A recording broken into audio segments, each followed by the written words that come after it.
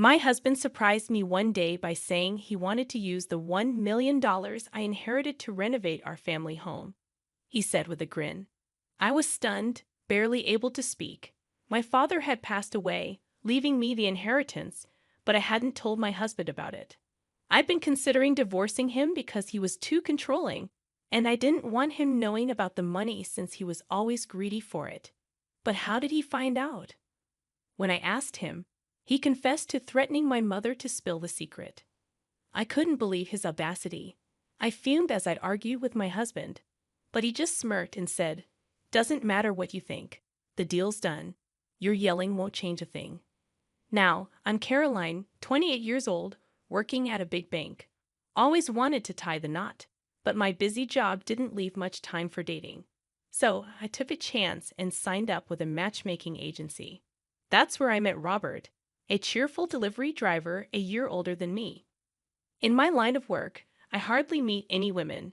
Meeting someone like you, Caroline, is like hitting the jackpot, Robert said, blushing. I feel the same way. It's wonderful to hear you say that, I replied. Would you go out with me? With marriage in mind, Robert popped the question. I said yes, and our love story began smoothly. We tied the knot 3 years back. At first, I thought we were a loving pair. I made more money than Robert, but he always praised me, saying, Caroline, you're amazing, such a career woman. But 3 years into our marriage, Robert's attitude changed. He started with sarcastic jabs like, must be nice, earning that big salary. And it wasn't just him. My once friendly in-laws turned cold. They used to be so sweet. Caroline, working at a major bank is impressive. You must have worked hard. We're thrilled our son married you, they'd say. Thanks. I'm lucky to have Robert, I'd reply. We're looking forward to having a great relationship with you, my mother-in-law would say, with a warm smile. At first, both my in-laws seemed so supportive, looking at us with loving eyes. Though issues with mothers-in-law are often talked about, I never thought it would concern me. But soon enough, their true colors showed. Caroline, you make good money, right? Give us some. I want a designer bag. It's not a big deal to help us out once in a while, my mother-in-law demanded, as if it were expected. But I just got you a dress for your birthday recently, and I don't lend or borrow money, even within family, I replied. They were furious when I refused. How dare you? We only agreed to this marriage because you work at a big bank. Truth is, we can't stand you. Sick of you always speaking your mind so clearly, my mother-in-law shouted. Exactly. What's the point of a daughter-in-law who won't give us money? Giving gifts for birthdays is expected. We're telling you to hand over cash. Even after we've asked so many times, you still won't give in. You're the worst daughter-in-law, my father-in-law scolded, backing up his wife. Robert simply nodded along with his parents' harsh words and didn't stand up for me. To add to that, he often splurged on takeout and expensive furniture without consulting me, saying, you make good money, so this should be fine. It wouldn't have been a problem if he used his own earnings, but his salary couldn't cover it all, leaving me to foot the bill. With the constant mistreatment from Robert and his parents, divorce started seeming like the only way out. Since we didn't have kids yet, I felt the decision wasn't as complicated, so I began preparing for the divorce. When I brought up the topic to Robert, he'd avoided it and refused to confront the situation. Divorce? I'm too tired today. I'm going to bed. He'd brush it off. Wait, Robert. We need to seriously discuss this today, I'd insist. But he'd ignore me and quickly retreat to the bedroom, persistently avoiding the conversation. I got a call from my mom during that time. Hi, Mom. What's going on? Listen carefully. It's about your dad. According to her, a recent checkup revealed that my father was sick and needed urgent hospitalization. Got it. I'll head to the hospital right away, I said, rushing to prepare. As I was getting ready to leave, Robert asked where I was going, and I explained about my dad's situation. But he just replied with a nonchalant Disappointed by Robert's lack of concern, especially considering it was about his father-in-law, I focused on going to the hospital without paying him any more mind. When I got there, I joined my mom to hear the doctor's diagnosis. Turns out my dad had cancer, and his time was limited. Both Mom and I were stunned. We debated whether to tell him the truth about his condition, but knowing he'd want to be fully informed, we decided to be honest with him. Returning home devastated, I was met with Robert's insensitive question. Back from your dad's hospital, huh? How bad is it? Despite my anger at his tone, I shared the grim news about my father. His response was callous. Oh, weren't you talking about divorce? If you want to stress out your already ailing father with our divorce, I'm up for it any time. His despicable comment plummeted my feelings for him even lower. But I didn't want to burden my father further. Despite Robert's smug claims about being ready for divorce, whenever we discussed it, he seemed even more pleased. With my workload and a desire to avoid divorce discussions, I focused on being there for my father. Avoiding the topic of divorce seemed like a victory to Robert, worsening his attitude. So, what about your dad's inheritance? How much are we talking about? I'm his son-in-law, so I should get a share, right? Can't wait? Robert asked eagerly. That's ridiculous. My dad is still alive. How can you even bring that up? Shut up. Don't raise your voice at me. No matter how much I objected, Robert seemed unaffected. His constant speculation about what he might get after my father's passing disgusted me. So, I started staying at my parents' house.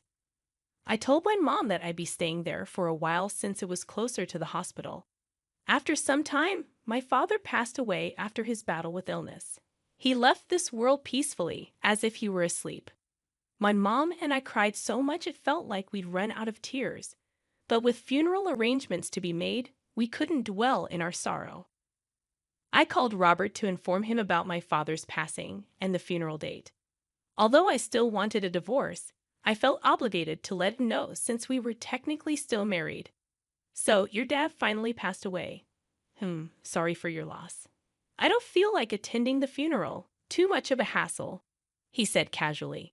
Despite my suspicions, Robert showed no signs of sadness. I had hoped he would at least come to the funeral, but it seemed even that was asking too much. Seeing his indifference, I not only lost any remaining feelings for him, but began to detest him. I regretted marrying a man who concealed such a cruel side. Do whatever you want, I replied, surprised by my own coldness. Why are you so upset? Oh, and I'm curious about the inheritance, Robert taunted. Unable to bear his mocking laughter, I cut him off and ended the call. In the end, Robert didn't show up for my father's funeral. Some called him heartless, but I believed it was for the best that he stayed away and didn't tarnish my father's final farewell. In truth, I felt relieved he didn't attend. After the funeral, a family meeting was arranged, including my mother and me, to discuss the inheritance. There were talks about who would receive what, but since my father had made decisions before his passing, everything was settled smoothly. Feeling like I had finally found some closure, I decided to head back home. But as soon as Robert saw me, he dropped a bombshell. Hey, it's been a while. I've decided to use the $1 million you inherited to renovate the family house. What?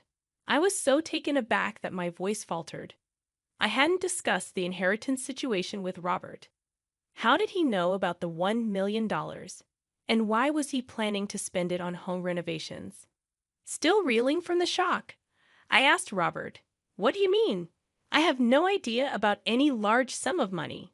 With a chuckle, Robert responded, "I had a chat with your mom. I may have nudged her a bit, hinting that if she didn't spill the beans about the inheritance, I might consider divorce. She quickly spilled everything."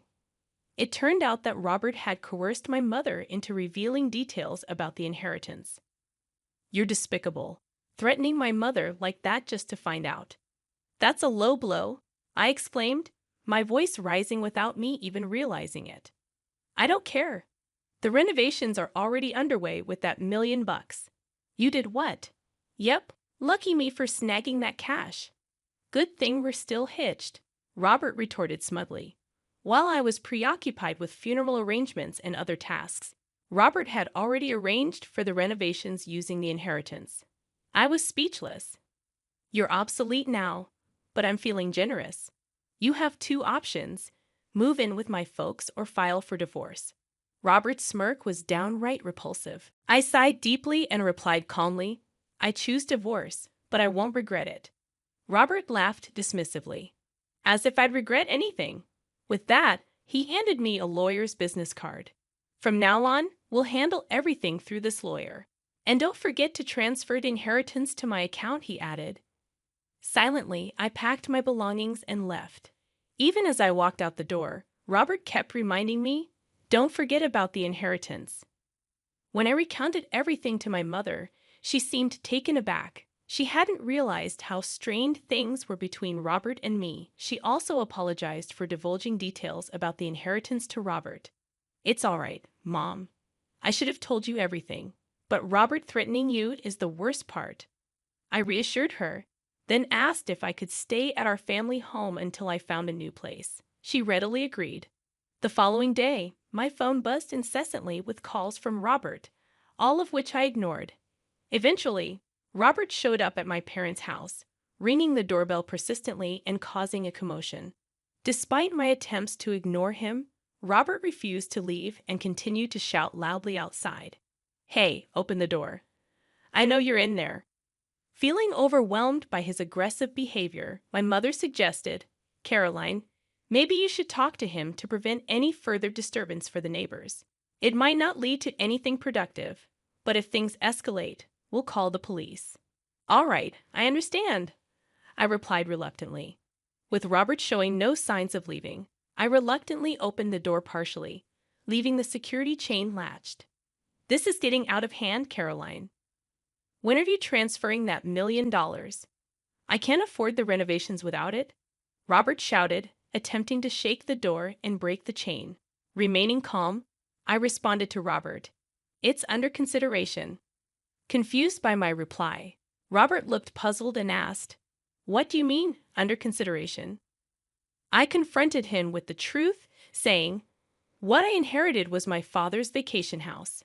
It's not in cash, so I can't transfer it to you. Robert's eyes widened in shock. But then, I had something that surprised me too. How did you manage to secure a $1 million renovation contract? Usually, they wouldn't agree without proof of funds. Well, I have a relative who owns a construction company. I mentioned I'd be receiving $1 million soon, so they skipped the usual checks, Robert explained, looking stunned. If that's the case, remember when I warned you before we decided to divorce? I reminded him. I did warn you properly. You've got to be kidding me. I already paid a deposit of $3,000. I planned to pay the rest in installments, but now I can't. What am I supposed to do? Robert panicked, continuing to fuss. The wife's property is the husband's too, right? Even if it's not in cash. Hand over that $1 million vacation home. We're still married, right? You've got it all wrong, Robert. Inherited property isn't shared, it's solely mine. Not a cent goes to you. And just so we're clear, we're not a couple anymore. We're total strangers, I asserted firmly. Upon hearing this, Robert's expression shifted from despair to rage, his face turning beet red as he began screaming louder than ever. Stop playing games. I'm calling off the divorce. Give me the inheritance right now, he demanded, attempting to grab me through the door gap. Witnessing the altercation, my mother swiftly dialed the police. Robert withdrew his arm upon hearing her on the phone, but then smirked unexpectedly. I'm done with you, he sneered before fleeing the scene. After he left, the police arrived. While the doorbell camera footage seemed to suggest action would be taken, the officers advised me to prioritize my safety and to avoid engaging with Robert in the future, regardless of the circumstances. They instructed me to keep the doors locked and, if necessary, pretend I wasn't home. 3 days later, I received another call from the police regarding the documentation concerning my father's real estate. When I returned to my parents' house after divorcing Robert, I had put the real estate documents in my bag, only to discover they had vanished. Upon being informed that the documents were found, I headed to the police station where Robert was unexpectedly present. To my shock, It turned out that Robert was the thief who stole the documents. As I demanded an explanation, exasperated, Robert wore a sullen expression and muttered, "You thought there might be cash in my bag since I inherited $1 million, right? So when you went through my stuff, you stumbled upon some important-looking documents related to the inheritance and decided to take them." Robert explained that he hadn't examined the documents closely at the time. It was only after learning from me that the $1 million wasn't in cash, but a vacation house that he realized the documents he took were the property title of that house. Later, Robert, assuming that selling the property title would convert the inheritance into cash, took it to a real estate agent, accompanied by my in-laws, to initiate the selling process. However, upon my arrival, the realtor informed me that since the title was still in my father's name, they couldn't proceed with the sale. As the inheritance division discussion had just taken place, I was in the process of finding a notary to transfer the title to my name. Even if the inheritance had been finalized, the property would still be under my name, making it difficult for Robert to sell it without my consent. In frustration, I demanded that they purchase the property since it belonged to my father-in-law. Their response was to call the police on me, likely due to Robert's aggressive behavior, which raised suspicion among the employees. As I stood in shock, Robert began making absurd claims to the police officer. "I was just trying to sell it on her behalf. I didn't steal anything. I haven't done anything wrong. Please let me go," he pleaded, contradicting his earlier admission of taking the documents. Remaining composed, I clarified to the officer, "That's not true. I didn't ask him to sell anything. He stole it on his own. Plus, the documents he took were just copies, not the originals. Even if he tried, he couldn't have sold them." "You set me up. Don't play games with